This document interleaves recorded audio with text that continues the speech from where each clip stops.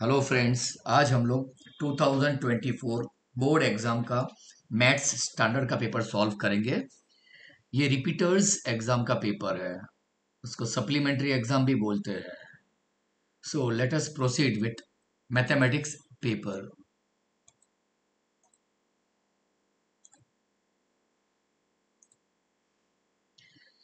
If two positive integer a and b are written as this and this, where x and y are prime number, HCF find करना है। HCF में इसमें least power देखो, least power कौन सा है यहाँ पे, x का पावर 1 है, उसका पावर 1 है। सो HCF में हमेशा लीस्ट पावर लेना है। सो x, और यहाँ पे लीस्ट कौन सा है, y का पावर भी 1 है, y। So HCF is xy। अगर मुझे LCM पूछा होता, इफ LCM वाज आस्क्ड, तो मैं हाईएस्ट पावर लिखता। f का x का हाईएस्ट पावर 2 है और y का हाईएस्ट पावर भी 2 है। तो एलसीएम होता तो x square y square answer आता। यहाँ तो एच सी एफ है। So my answer is option D. Second question solve करते हैं। हमको alpha plus beta, alpha into beta find करना है। हमको पता है alpha plus beta is equal to minus B upon A, formula है। Alpha into beta is C upon A get cancel, minus B upon C is the answer. Option A is correct answer. A pair of equation x equal to m and y equal to n। Actually कोई number ले सकते थे हम लोग, उन्होंने m और n दिया है हमको। खाली समझो x पे कोई नंबर m ले लो, ये m है, तो ये लाइन ऐसी कुछ होगी। Line will be parallel to y axis, और y इक्वल टू कोई नंबर ले लो n, and line will be parallel to x axis. अब दोनों जहां पे इंटरसेक्ट करते हैं, ये नंबर क्या होने वाला है, mn। क्यों, पहले x कोऑर्डिनेट आएगा, बाद में y। So option D is correct answer. Next हमको बोला है you need to find discriminant. क्या फाइंड करना है, डिस्क्रिमिनेंट फाइंड करना है। पहले हम लोग ए बी सी ले लेंगे। A equal to 1, B equal to 4, C equal to 3।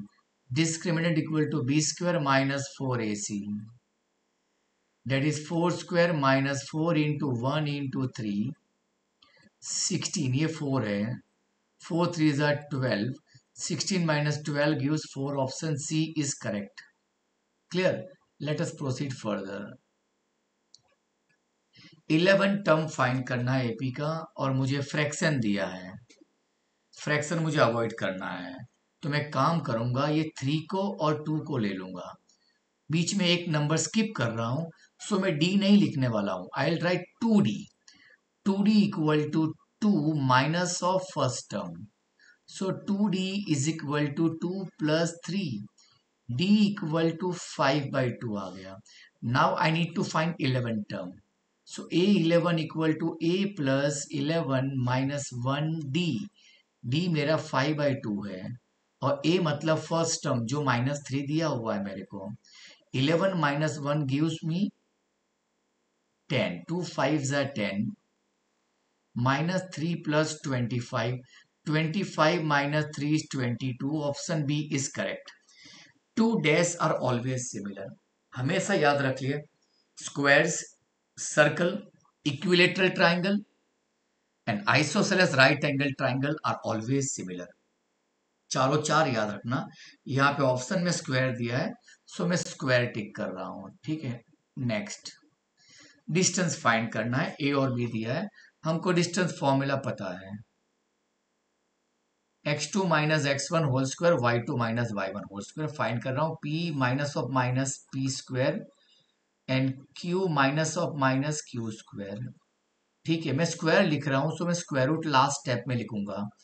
p plus p gives me 2p square and 2q square. So we will have 4p square and 4q square, answer of AB square. So AB will have square root of 4p square and 4pq square. Taking 4 common, p square plus q square. 4 का root 2 आ जाएगा और अंदर रह जाएगा p square plus q square. So ये second middle one is our answer. Okay, next 1 + tan² and 1 + cot². सबको पता है 1 + tan² is equal to sec² theta and 1 + cot² is equal to cosec² theta. अगर कोसेक को ऊपर लिखना हो तो कोसेक का reciprocal will be sin² theta. अगर सेक को नीचे लिखना हो डिवाइड में तो इट विल बिकम कॉस. क्यों? सेक का रेसिप्रोकल कॉस होता है. Now sine by cos gives me tan. So answer is tan². Theta और ए, एक्चुअली थीटा लिख दिया है, क्वेश्चन में ए दिया था. सो आंसर इज tan² ए. ये टेक्स्ट बुक का लास्ट सम है, उसमें से लिया गया है. Next, a circle with length of tangent is 12 centimetre. ये रहा 12 दिया है. एक कहीं पे पॉइंट क्यू बार, ये टेंजेंट है, कोई पॉइंट क्यू बार है, लेंथ ऑफ टेंजेंट इज 12 दिया है.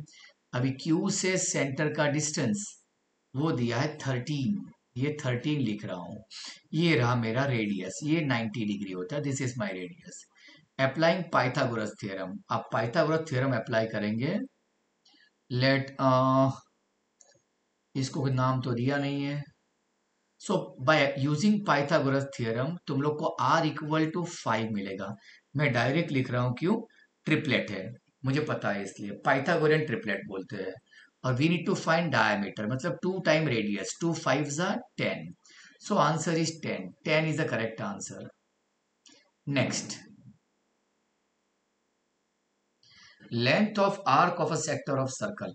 Bye length of arc, arc का जो फॉर्मूला है वो basically pi r theta upon 180 है.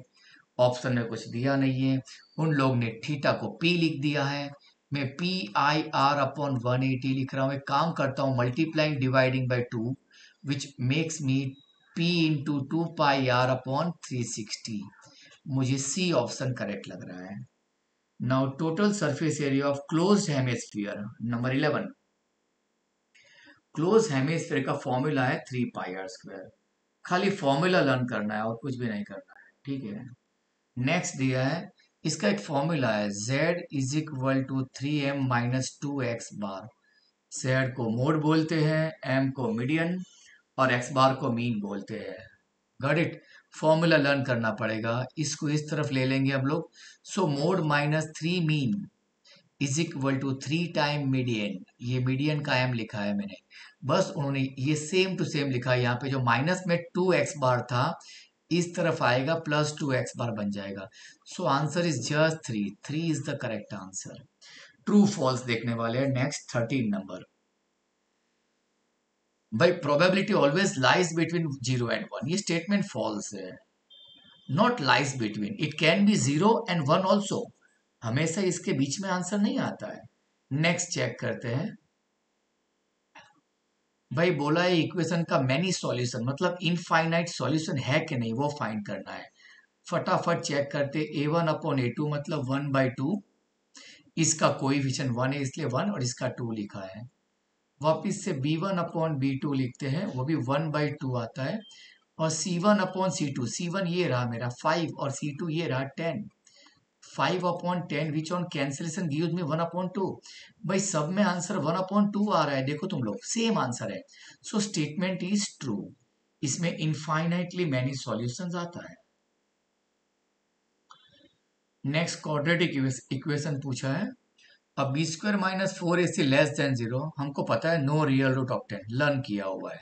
यहाँ वही दिया है, स्टेटमेंट ट्रू है. 3 चीजें लर्न करना है. अगर b² - 4ac इक्वल टू 0 हो तो रूट क्या आएगा? Equal roots. और b² - 4ac बिगर देन 0 तो डिस्टिंक्ट रूट आता है. Real and distinct root, distinct and real root. ठीक है. तो ये वाला स्टेटमेंट अपना जो दिया था वो ट्रू था, क्योंकि b² - 4ac was less than 0. Next 16 number check करते हैं. Distance between point and origin. हमको पहले से ही पता है, ये होता है फॉर्मूला है a² + b². उन लोग ने माइनस दिया, ये स्टेटमेंट फॉल्स है. ओके. नेक्स्ट चेक करते हैं. Volume of 2 spheres are in a ratio 8:27. Find the ratio of red I.